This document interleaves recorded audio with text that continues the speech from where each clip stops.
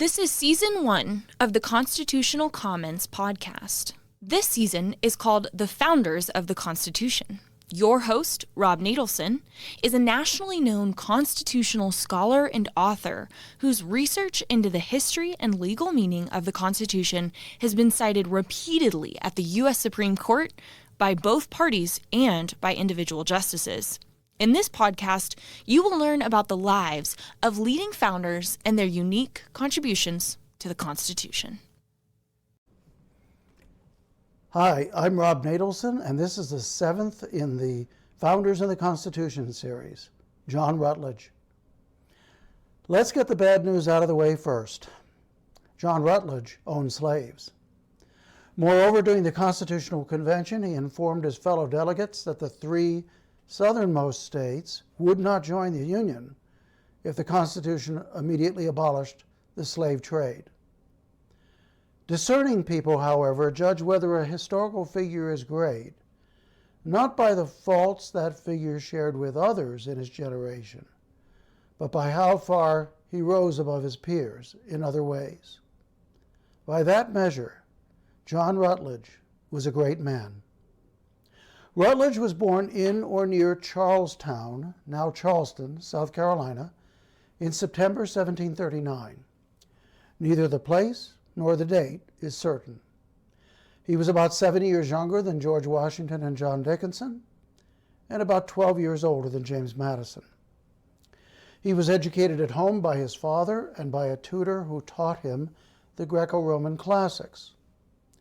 Electing a career in law, he clerked in a leading Charleston law firm, and then traveled to England to study at the Middle Temple. This was the same institution that trained John Dickinson, Rutledge's brother Edward, and several other prominent American founders. He returned home in 1790, and the following year, while only 21 years old, was elected to the lower house of the South Carolina colonial legislature. In 1765, the legislature sent him to the Convention of Colonies, known to history as the Stamp Act Congress. He chaired the committee that petitioned the British House of Lords for a redress of grievances. Rutledge likewise served in the First Continental Congress in 1774 and during its early weeks in the Second Continental Congress in 1775. However, he returned to South Carolina late in 1775. Once back home, he chaired the committee that wrote the first state constitution for South Carolina. In the initial elections under that constitution, he was elected state president. He served in that capacity for 2 years. In the initial elections under a second state constitution, he was elected governor. In 1780, South Carolina was hammered by an overwhelming British invasion. The legislature granted Rutledge dictatorial powers, earning him the nickname Dictator John. He coordinated guerrilla war against the British until hostilities ended the following year. After his term as governor was over, he served again in the state legislature, and next as chief judge of South Carolina's Court of Chancery, the tribunal that administered the Anglo-American body of law called equity. He was in that position when chosen for the Constitutional Convention. Rutledge headed the four-man South Carolina delegation, and he attended all the convention sessions.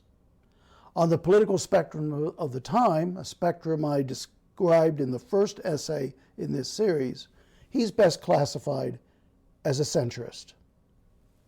One indication of the respect his colleagues had for him is that they elected him again and again to serve on committees formed to broker compromises or resolve deadlocks. They also elected him to chair the Committee of Detail, which was charged with preparing the Constitution's first draft. On that committee, Edmund Randolph of Virginia prepared the preliminary outline, but the principal editing is in Rutledge's handwriting. His notations include the forerunner to the Necessary and Proper Clause, Article 1, Section 8, Clause 18, and the provision allowing 2/3 of the state legislatures to force an amendments convention. When convention proceedings stalled, it often was Rutledge who got them moving again. It was on his motion that the group adopted firm working hours. And when it looked like the larger states might walk out because the convention had voted to give smaller states equal representation in the Senate, Rutledge counseled perseverance.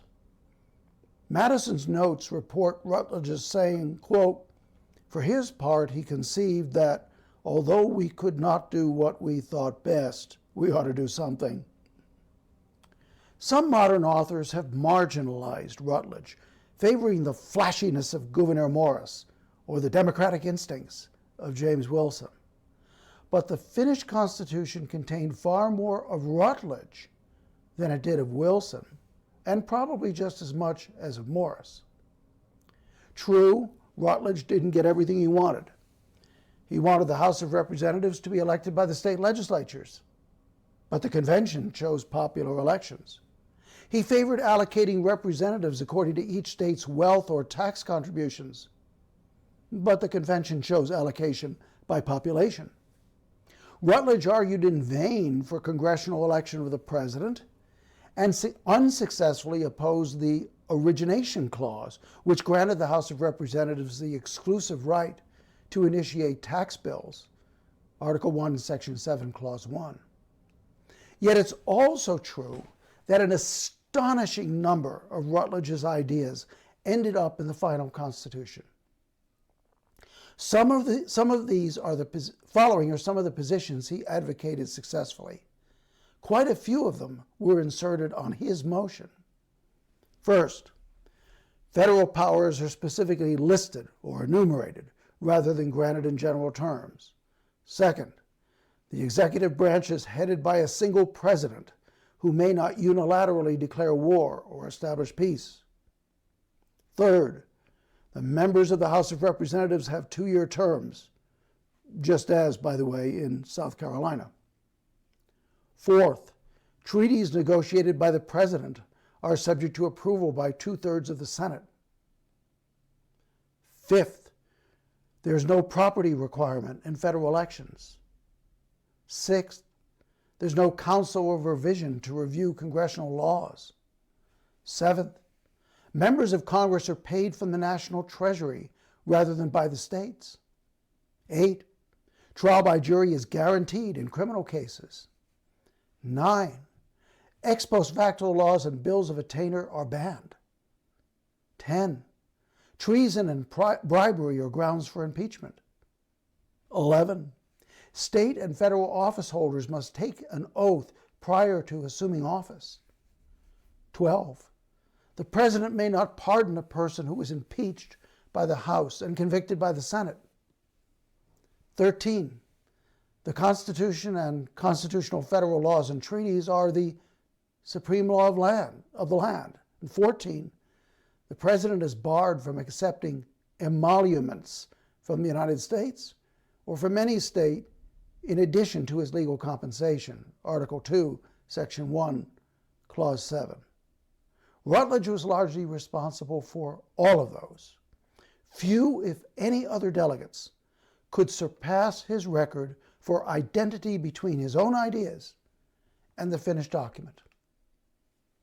In 1789, President George Washington appointed Rutledge as an Associate Justice of the Supreme Court, but he soon resigned to become Chief Justice of South Carolina. When John Jay, the first Chief Justice of the United States, resigned in 1795, Washington nominated Rutledge to replace him.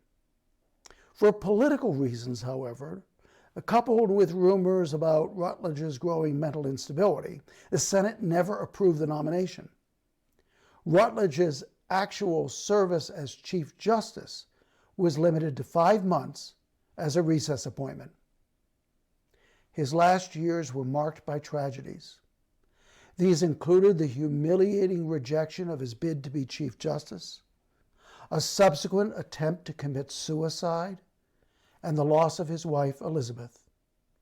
The final straw was the death of his famous and beloved younger brother, Edward, on January 23, 1800.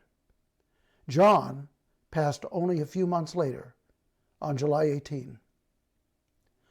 Rutledge's granite monument stands at St. Michael's Episcopal Church in Charleston. For a monument to him that's even more lasting, look around you. I'm Rob Natelson. Thanks for listening. Thank you for listening to this episode from the series, The Founders of the Constitution. To make sure you never miss an episode, be sure to like this in your podcast app and subscribe to be notified every time a new episode is released. For more information about the U.S. Constitution and this series, head over to thinkfreedom.org. Thanks for listening.